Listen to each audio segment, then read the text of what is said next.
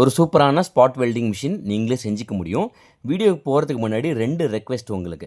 ஒன்று வந்து சின்ன பசங்க யாருமே வந்து இதை ட்ரை பண்ணாதீங்க. ட்ரை பண்ணுறதா இருந்தாலும் பெரியவங்களோட உதவியோட ட்ரை பண்ணுங்கள். இந்த ப்ராஜெக்ட் கிடையாதுங்க, எந்த ப்ராஜெக்டாக இருந்தாலும் சின்ன பசங்க வந்து பெரியவங்களோட உதவியோட தான் ப்ராஜெக்ட்ஸ்லாம் பண்ணும். ஏன்னா வந்து அந்த வயரை வந்து தெரியாமல் தொட்டாங்கன்னு வச்சுக்கோங்களேன், 230 வோல்ட்டுங்கிறது ரொம்ப ரிஸ்க்கு. அதெல்லாம் வந்து உயிருக்கே வந்து ஆபத்து. ஓகேங்களா? அதில் எப்போவுமே வந்து நீங்கள் ப்ராஜெக்ட்ஸ் பண்ணும்போது உங்கள் பேரண்ட்ஸோட ஹெல்ப் இல்லைனா டெக்னீஷியனோட ஹெல்ப்போட தான் நீங்கள் செய்யணும். அதுக்கு அடுத்தது இந்த வீடியோ எடுக்கிறதுக்கு நான் ரொம்ப எஃபர்ட்ஸ் போட்டிருக்கேன். ஒரு 5.5 மணி நேரம் டைம் ஆச்சு. அதனால் நம்ம வீடியோவுக்கு ஒரு லைக்கையும் போட்டுருங்க. மறக்காமல் நம்ம சேனலை வந்து சப்ஸ்கிரைப் பண்ணிக்கோங்க.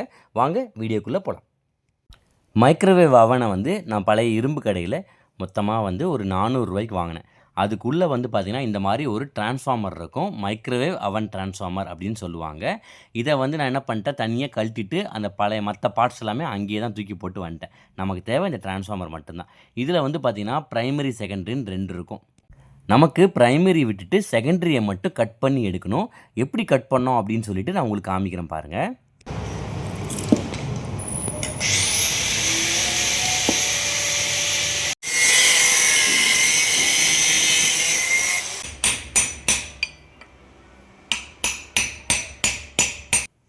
ஸோ நான் என்ன பண்ணிட்டேன், 10 ஸ்கொயர் ஒயர் வாங்கிட்டு வந்து 2.5 மீட்ரு வாங்கிட்டு வந்து கரெக்டாக வந்து அது 6 டேர்ன் சுற்றிட்டேன். ஒரு டேர்னுக்கு நமக்கு கிட்டத்தட்ட 1 வோல்டேஜ் வருது. நமக்கு 6 வோல்டேஜ் வேணும் அப்படிங்கிறனால நான் மொத்தம் 6 டேர்ன் சுற்றினேன்னு வச்சுக்கோங்களேன். செகண்டரியில் நான் சுற்றினதுக்கப்புறம் வோல்டேஜ் வருதுன்னு உங்களுக்கு காமிக்கிறதுக்காக நான் என்ன பண்ணியிருக்கேன், சும்மா ஒரு 230 வோல்ட் சப்ளை கொடுத்துட்டேன். ப்ரைமரியில் கொடுத்துட்டு இங்கே பாருங்களேன், மல்டிமீட்டரை இங்கே ஏசி மோடில் செட் பண்ணிட்டேன். இப்போ பாருங்கள், நான் கனெக்ட் பண்ணி காமிக்கிறேன் உங்களுக்கு. செகண்டரி வருதா, ஒன்றை வந்து டைரெக்டாக அப்படியே நான் குத்திட்டேன், இந்த வயரில் குத்திட்டேன். இன்னொரு வயரை டச் பண்ணுறேன் பாருங்களேன், 5.7. ஸோ இவ்வளோ வோல்டேஜ் இருந்தாலே நமக்கு போதும். ஸ்பாட் வெல்டிங் வந்து நல்லா நடக்க ஆரம்பிச்சிடும். நமக்கு கம்மியான வோல்டேஜ் அதிகமான கரண்ட் வேணும். அதுக்காக தான் நம்ம முக்கியமாக மைக்ரோவேவ் அவன் டிரான்ஸ்ஃபார்மருக்கே போகிறோம். 5 வோல்ட்டால் நமக்கு என்ன ரிசல்ட் இருக்குன்னு நீங்கள் வேணால் பார்க்குறீங்களா? இங்கே பாருங்கள், நான் பக்கத்தில் கொண்டு போய் ஷார்ட் வேணால் பண்ணி காமிக்கிறேன். அதோட கரண்ட் ரேட்டிங் அதிகங்கிறனால தான் ஸ்பாட் வெல்டு அப்படின்னு அங்கே நடக்கவே செய்யுது. இங்கே பாருங்கள், பார்த்தீங்களா எவ்வளோ அதிகமான கரண்ட் இது. ஸ்பாட் வெல்டிங் செய்கிற வேலையில் பாதி கிணறு தாண்டிட்டோம். இப்போ உங்களுக்கு புரிஞ்சு போயிருக்குன்னு நினைக்கிறேன். இந்த 5 வோல்ட் ரெண்டும் ஷார்ட் ஆனாலே இன்னும் ஸ்பார்க் வந்துடுது. ஸோ ஸ்பார்க் வந்தபோது இதை கொண்டு போய் நிக்கல் பிளேட்டில் வச்சா என்ன ஆகும், ஆட்டோமேட்டிக்காக வந்து ஸ்பாட் வெல்டிங் நடந்துடும். ஆனால் பிரச்சனை என்ன தெரியுங்களா, இது ரொம்ப கரண்ட் ரேட்டிங் அதிகங்கிறனால இது மேலே பட்டோன்னே இது என்ன ஆகும், கருகி மெல்ட்டே ஆகிடுதுன்னு வச்சுக்கோங்களேன். அப்போ நம்ம என்ன பண்ணணும், இது எவ்வளோ நேரம் படணும் அப்படின்னு சொல்லிட்டு கண்ட்ரோல் பண்ணணும். ஸோ நம்ம கண்ட்ரோல் பண்ணுறதுக்கு நமக்கு தேவை 2 காம்பனண்ட்டு. ஒன்று வந்து இங்கே பாருங்களேன், ஆர்டினோ யூனோ யூஸ் பண்ணியிருக்கேன். நீங்கள் நானோ கூட யூஸ் பண்ணிக்கலாம், என்ன வேணால் யூஸ் பண்ணிக்கலாம். அதுக்கு அடுத்தது பார்த்தீங்கன்னா இங்கே பாருங்கள், இந்த ரிலே, சாலிட் ஸ்டேட் ரிலே. சரி, இது ரெண்டும் என்ன பண்ணணும்னு சொல்லிடுறேங்க.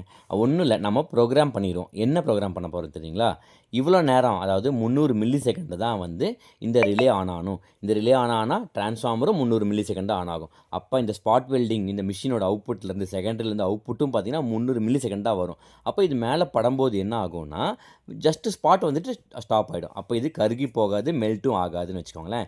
சரி, எப்போவுமே ஆனில் இருக்கணுமா, இருக்கக்கூடாது. நம்ம ஒரு இன்புட் வாங்கணும். இன்புட் வாங்கினதுக்கப்புறம் நீங்கள் அந்த இன்புட் வந்துச்சுன்னா மட்டும் இது ஒர்க் ஆகணும். கரெக்டாக அந்த இன்புட் அப்படிங்கிறது நான் மீன் பண்ணுறது என்னென்னா, இந்த பெடல் தான். இது ஜஸ்ட் ஒரு ஸ்விட்ச் தான். நம்ம எப்படி ஃபேன் லைட் ஆன் பண்ணுறோம் அந்த மாதிரி ஒரு ஸ்விட்ச் தான் இதுன்னு வச்சுக்கோங்களேன். உள்ளே வந்து 3 வயர் இருக்கும். ஒரு வயர் டம்மி தான், நார்மலி ஓப்பன், அதை விட்டுருங்க. நார்மலி க்ளோஸாக விட்டுறணும். நார்மலி ஓப்பனையும் இன்னொரு வயரை மட்டும் கனெக்ட் பண்ணிடணும். ஸோ நான் ப்ரெஸ் பண்ணும்போது என்ன ஆகும், ஜாயிண்ட் ஆகும். அந்த ஜாயிண்ட் ஆகும்போது ஒரு பின்னில் இன்புட் ரீட் பண்ணி அப்புறம் என்ன பண்ண போகிறோம், அவுட்புட்டில் இதை கனெக்ட் பண்ணிவிடும். அவுட்புட் பாருங்கள், இந்த எஸ்எஸ்ஆருங்கிறது 3லேருந்து 32 வோல்டேஜ் கொடுத்தா கூட இது வந்து ட்ரிகர் பண்ண ஆரம்பிச்சிடும். ஸோ நமக்கு ஆர்டினோலேருந்து 5 வோல்ட் வரும். ஸோ எந்த பிரச்சனையும் கிடையாது. நான் ப்ரெஸ் பண்ண உடனே இது ரீட் பண்ணி இங்கே வந்து 3 வோல்ட்லேருந்து 5 வோல்ட் வரைக்கும் இன்புட் கொடுத்தோன்னே என்ன ஆகும்னா, அவுட்புட் வந்து இது இந்த இடம் வந்து ஷார்ட் ஆகிடும். ஒரு ரிலே மாதிரி தான் இது. ஷார்ட் ஆகும்போது ஆட்டோமேட்டிக்காக வந்து டிரான்ஸ்ஃபார்மரை நம்ம ஆன் பண்ணிவிடுவோம். ஆன் பண்ணிட்டா அவுட்புட் வந்துடும். அவுட்புட் வந்துச்சுன்னா ஸ்பாட் வெல்டிங் முடிஞ்சிச்சு. கனெக்ஷன் ரொம்ப ரொம்ப சிம்பிள் தான். ஜஸ்ட்டு பின் நம்பர் 2ல் நான் இன்புட் வாங்குறேன். இந்த பெடலை வந்து அழுத்தினா ரீட் ஆகிறதுக்கு பின் நம்பர் 2 யூஸ் பண்ணியிருக்கேன். அப்போ என்ன பண்ணுவோம், யூஸ்வலாக வந்து எப்போவுமே ஒரு பின்னை வந்து அப்படியே ஓப்பனாக விடக்கூடாது. ஸோ நான் என்ன பண்ணியிருக்கேன், புல்லப் பண்ணியிருக்கேன். 4.7K வச்சு 5 வோல்ட்டில் கொடுத்துட்டேன். அப்போ என்ன ஆகும்னு வச்சுக்கோங்களேன், எப்போவுமே இந்த பின் நம்பர் 2ல் வந்து ஹை மெயின்டைன் ஆகிட்டே இருக்கும். அப்போ வந்து ஆர்டினோவில் ஹையாக இருந்துச்சுன்னா இன்புட் வரலான்னு அர்த்தம். இப்போ நான் பெடலை ப்ரெஸ் பண்ணும்போது என்ன ஆகும், இந்த இடம் வந்து ஷார்ட் ஆகிடும். கரெக்டுங்களா? ஷார்ட் ஆகிடுச்சுன்னா என்ன ஆகும்னா, இந்த பின் நம்பர் 2 வந்து 0 ஆகிடும். ஸோ நான் ஆர்டினோவில் ரீட் பண்ணும்போது எப்படி ரீட் பண்ணுவேன்னா, யாராவது பெடல் ப்ரெஸ் பண்ணாங்கன்னா இன்புட் 0 ஆகிடுச்சு அப்படின்னு வச்சுக்கோங்களேன், உடனே பின் நம்பர் 3 வந்து எப்போவுமே லோவில் இருக்கிற பின் நம்பர் 3 வந்து ஹை மெயின்டைன் பண்ணுவேன். அவ்வளோதான். ஹை ஆகிட்டு லோ ஆகிடும். இந்த டைம் இருக்குது பாருங்கள், இந்த டைம் தான் வந்து ஸ்பாட் வெல்டிங்கோட டைம். இது ரொம்ப முக்கியம். இது அதிகமாக போயிடுச்சு அப்படின்னா திரும்ப நிக்கல் பிளேட் வந்து மெல்ட் ஆகிடும். நான் வந்து ப்ரோக்ராமில் நான் வந்து பல ட்ரையல்லாம் பார்த்து முடிச்சுட்டு ஃபைனலாக எனக்கு வந்து 280 மில்லி செகண்ட் அதில் சூப்பராக ஒர்க் ஆச்சு. அப்படியே வச்சுட்டேன். நீங்கள் ஸ்பாட் வெல்டு பண்ணும்போது உங்களுக்கு செட் ஆகலைன்னா இந்த டைமை வந்து கொஞ்சம் மாற்றிக்கலாம். இல்லைனா மோஸ்ட்டாக நான் பார்த்த வரைக்கும் 280 ஓகே தான். அடுத்தது இது வந்து solid state relay. Solid state ரிலேயில் பாருங்களேன், ப்ளஸ் மைனஸும் கொடுத்துருக்கா. அதுதான் வந்து இங்கே ப்ளஸ்ஸை வந்து பின் நம்பர் 3ல் கொடுக்கணும், மைனஸை வந்து கிரவுண்டில் கொடுக்கணும். அவ்வளோதான், முடிஞ்சிச்சு. இப்போ நான் பெடல் ப்ரெஸ் பண்ண உடனே ஆர்டினோ ரீட் பண்ணி இதை ட்ரிகர் பண்ணும். அப்போ பாருங்களேன், இங்கே ஒரு லைட் இருக்கும். இதுக்குள்ளேயே ஒரு எல்இடி கொடுத்துருப்பாங்க. அந்த எல்இடி எரியும். நம்ம ப்ரெஸ் பண்ணும்போது என்னாகும், இந்த லைட்டு எரிஞ்சிட்டு ஆஃப் ஆகிடும். இது எப்போ தெரியுமா எரியும்? ஜஸ்ட்டு நான் ப்ரோக்ராம் பண்ண டைமுக்கு மட்டும் தான் எரியும். 280 மில்லி செகண்ட் மட்டும் அந்த லைட்டு ஆன் ஆகிட்டு ஆஃப் ஆகிடும். முடிஞ்சு போச்சு. இப்போ இங்கே என்ன நடக்கும் அப்படிங்கிறத நம்ம பார்ப்போம். இதான் வந்து நம்ம ப்ராஜெக்டோட ஃபைனல் சர்க்யூட் டயக்ராம். அதனால் இந்த சர்க்யூட் அப்படியே ஸ்க்ரீன்ஷாட் எடுத்து வச்சுக்கோங்க. நான் உங்களுக்கு இது வரைக்கும் எக்ஸ்பிளைன் பண்ணிட்டேன். பெடல் இன்புட் ரீட் பண்ணி அப்புறமேலே பின் நம்பர் 3 வழியாக சாலிட் ஸ்டேட் ரிலேவை ஆன் பண்ணிட்டோம். இதான் வந்து டிரான்ஸ்ஃபார்மரோட செக்ஷன். டிரான்ஸ்ஃபார்மரில் ஒன்றுமே இல்லைங்க.